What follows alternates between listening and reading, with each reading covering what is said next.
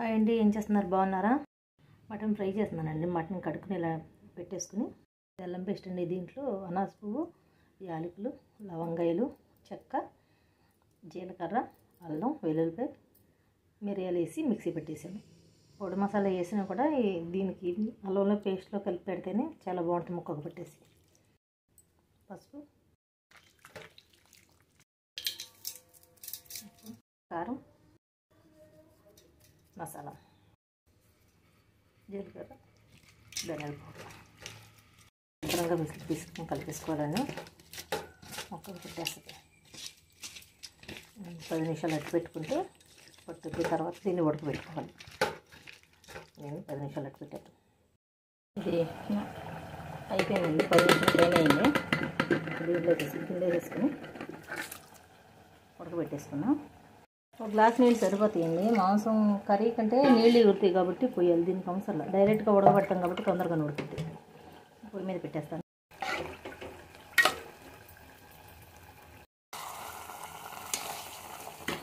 ఇది మాంసం మామిడికేకండి. ఇది ఆల్రెడీ పెట్టాను నేను, మన ఛానల్లో ఉంది, కావాలంటే చూడండి.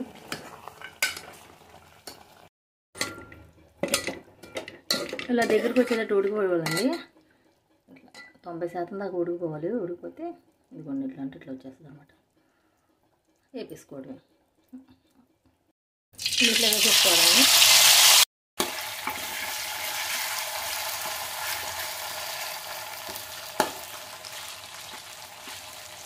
వేసేసుకోవడం.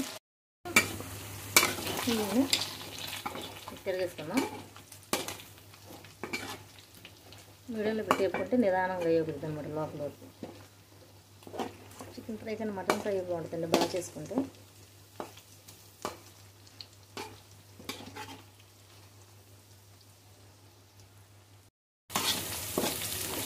ఇదిగోండి ఇవి వేగిపోయిందండి.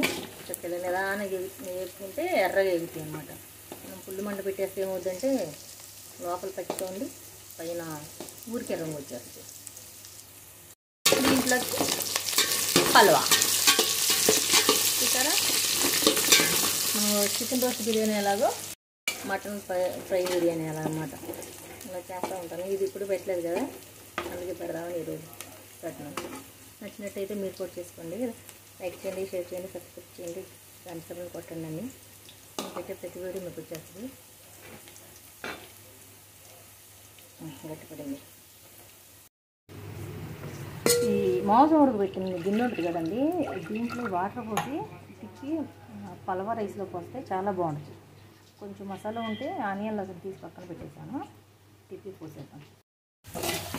ఇది ఫ్రై అయిపోయిందండి. బాగా వేడిగా గట్టిగా కాకుండా సాఫ్ట్గా లోపల సాఫ్ట్గా పైన లైట్గా తీసుకున్నట్టు తీసుకుంటే బాగుంటుంది.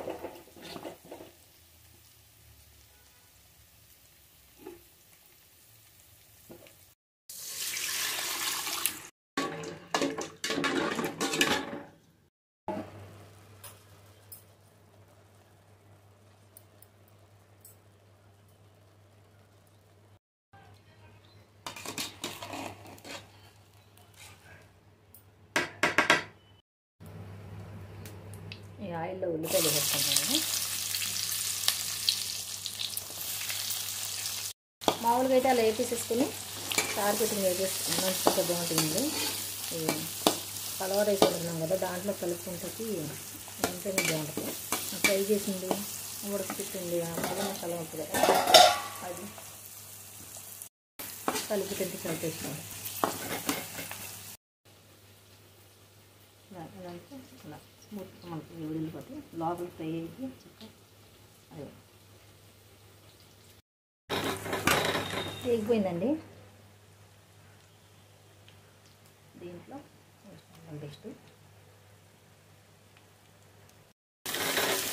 దీంట్లో ఉల్లిపోయి లాస్ట్ మెత్తగా అయిపోతుంది చూసారా, అలా వేసుకోవాలి.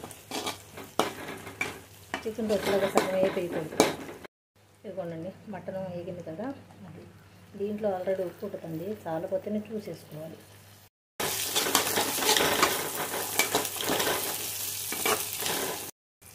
కొంచెం సాల్ట్, కారం, మసాలా దీంట్లో వేసుకోవాలండి.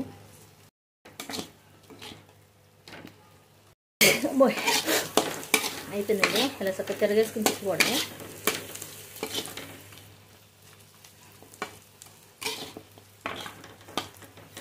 దాని గిన్నెకి తీసేస్తాను. అయిపోయిందండి. ఏం లేదండి, ఎగ్ ఫ్రైడ్ రైస్ని ఎలా తిప్పుకుంటామో అలా ఆనియన్లు ఇవన్నీ వేసి మటన్ ముక్కలు వేసిన తర్వాత ఎరగర తిప్పేసుకోవడం.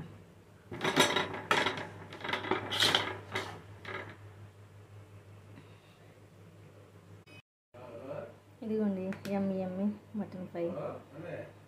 మీకు వీడియోలో అలా కనపడుతుంది కానీ సూపర్గా ఉందండి కర్రీ. కనపడుతుంది అదిగోండి రైస్. సబ్స్క్రైబ్ చేయండి, ప్లీజ్ సబ్స్క్రైబ్.